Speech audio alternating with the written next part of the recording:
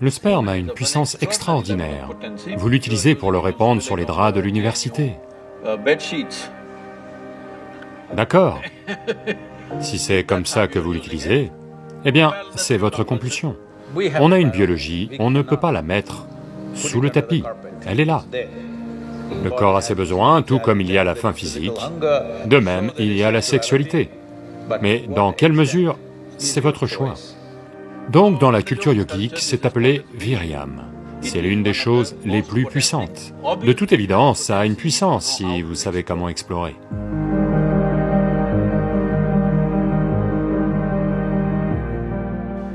Namaskaram Sadhguru.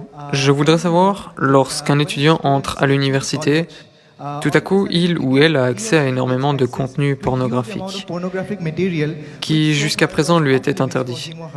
Et dans le processus, il ou elle apprécie cela et, comme on dit, il ou elle fait l'expérience du paradis sur terre. Et on a même des surnoms pour les gens qui le font trop, qui se masturbent, on le fait trop parfois. Alors, comment savoir quelle quantité est bonne ou mauvaise? Pouvez-vous nous dire la vérité sur la masturbation? Oh, une question populaire, on dirait.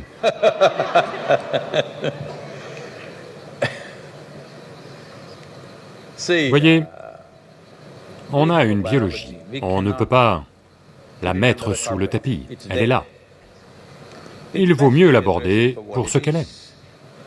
Mais actuellement, le problème dans le monde, c'est que, comme certaines institutions religieuses dans le monde ont adopté cette attitude selon laquelle la biologie même de l'être humain est mauvaise, à cause de cela, la culture a commencé à la cacher sous le tapis. Eh bien, dans cette culture, on n'a jamais eu ça. Mais après que les Britanniques soient venus et repartis, on est devenu plus prude que les Britanniques. Mais avant ça, si vous regardez nos temples, tout l'art extérieur du temple est pornographique, si vous voulez appeler ça comme ça. Mais on n'appelle pas ça de la pornographie. On ne fait que parler des différentes dimensions de la biologie humaine. Parce qu'on ne voit pas ça comme étant mauvais, mais on voit ça comme la périphérie de la vie. Si vous n'en restez que là, vous resterez sur la dimension physique pour toujours. Vous n'allez rien explorer d'autre. Donc, dans l'art des temples, c'est toujours la périphérie. Vous êtes censé regarder ça et comprendre que c'est la périphérie de la vie et essayer d'aller plus loin. Mais en même temps, ne pas être dans le déni de la chose, ne pas la glorifier et ne pas être dans le déni est la chose la plus importante. Mais dans votre université, à regarder ces choses sur peu importe, votre internet ou autre, les gens me disent que... Quelqu'un m'a dit, je ne sais pas si ces pourcentages sont exacts. Quand j'ai demandé quel est le contenu, j'essayais de comprendre Internet et son contenu. Quel est vraiment le contenu sur Internet? Ils m'ont dit, vous devez savoir. Ils me disent que 70% du contenu sur Internet est de la pornographie. Est-ce le cas? Est-ce le cas? Vous devez être expert.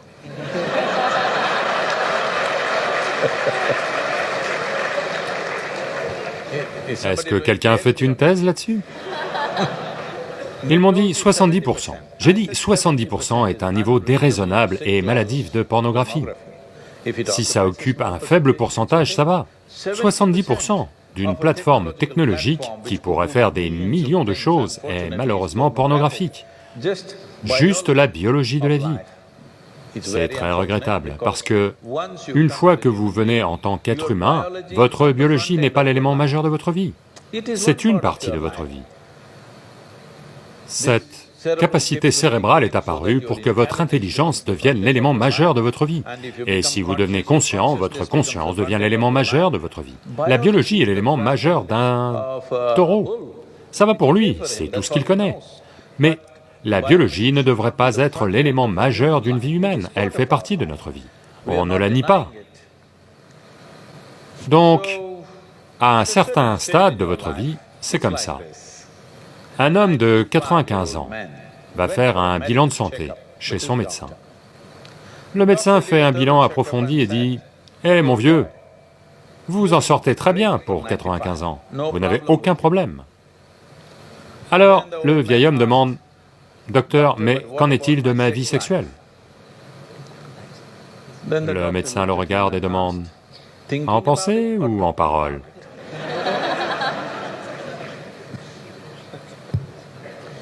Donc à différents stades de la vie, il y a des moments où l'on ne fait qu'y penser et en parler, et il y a des moments où l'on s'y adonne.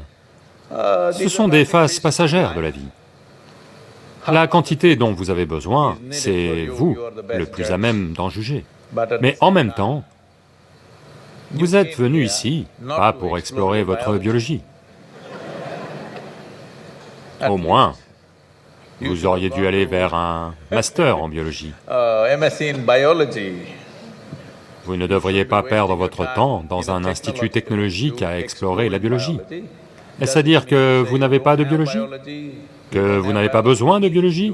Vous en avez, c'est bien, mais ça doit être à la périphérie. Ça ne devrait pas devenir le cœur de votre vie, parce que ça va vous réduire, dans le sens où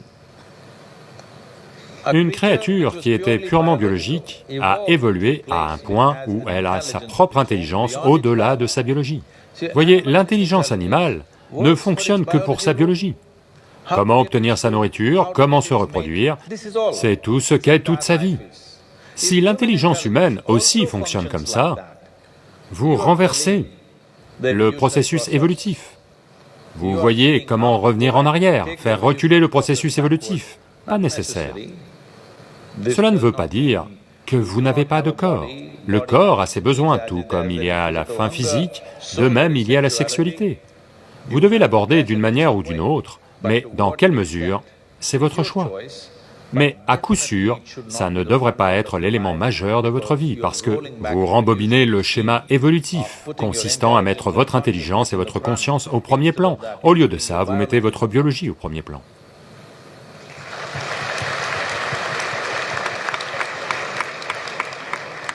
Quelle est l'importance du sperme d'un homme pour son bien-être physique, mental et spirituel?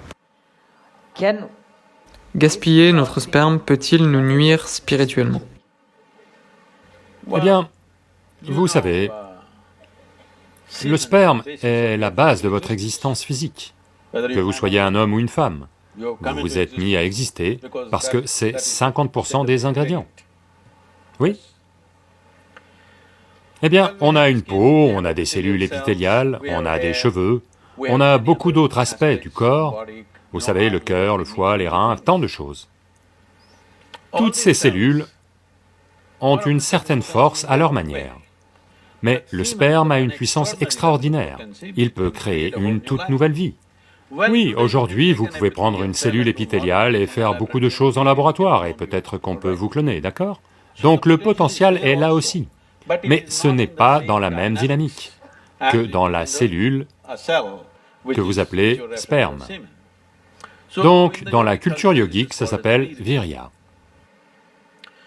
Virya désigne également ce que vous appelez vajra, qui veut dire stabilité ou diamant, qui est la chose la plus dure.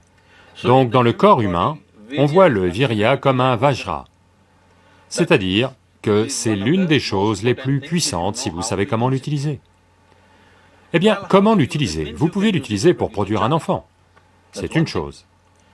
Eh bien, cette question est posée parce que vous l'utilisez pour le répandre sur les draps de l'université. D'accord? Si c'est comme ça que vous l'utilisez, eh bien, ce sont vos compulsions, vous faites ce que vous faites. Ce n'est pas une chose à juger moralement, ce n'est pas la question c'est quel est le niveau de compulsion qu'on a. Mais quoi que ce soit dans ce corps, est-ce que ça peut être transformé pour fonctionner à un autre niveau? Absolument. Pas seulement le sperme, absolument tout dans ce corps peut être transformé. Voyez, supposez que je vous donne à tous des ingrédients pour une soupe, les mêmes ingrédients pour faire une soupe à chacun d'entre vous. Croyez-vous que vous allez tous produire la même soupe? Non. Vous allez produire 500 variétés de soupe, bien que les ingrédients soient les mêmes. C'est tout ce qui nous est arrivé là maintenant. On est tous fondamentalement faits des mêmes ingrédients, mais voyez à quel point chacun de nous est différent. Différentes soupes. Eh bien, Si je vous donne des ingrédients pour une soupe, vous pouvez faire soit une excellente soupe, soit une mauvaise soupe. Ça dépend du genre de compétences que vous avez, n'est-ce pas? Donc cela vaut pour tout, pas seulement pour le sperme. Chaque dimension de votre corps et de votre mental, vous pouvez en faire une chose fabuleuse, ou vous pouvez la rendre médiocre, ou vous pouvez en faire un gros problème. Chaque aspect de votre vie. Cela est valable pour cet aspect de la vie aussi. Cette même énergie. Voyez, les gens en font des traductions littérales, mais si vous voulez produire une certaine, disons des cellules épithéliales, la quantité d'énergie dépensée par le corps, et si vous voulez produire une cellule que vous appelez sperme, la quantité d'énergie dépensée par le corps est très différente. Cela peut être scientifiquement établi. Donc, quand vous y investissez autant d'énergie, de toute évidence, ça a une certaine puissance si vous savez comment explorer. Mais êtes-vous compétent pour explorer? Êtes-vous capable d'explorer? Avez-vous la sadhana et les conseils nécessaires pour le faire? C'est un grand point d'interrogation.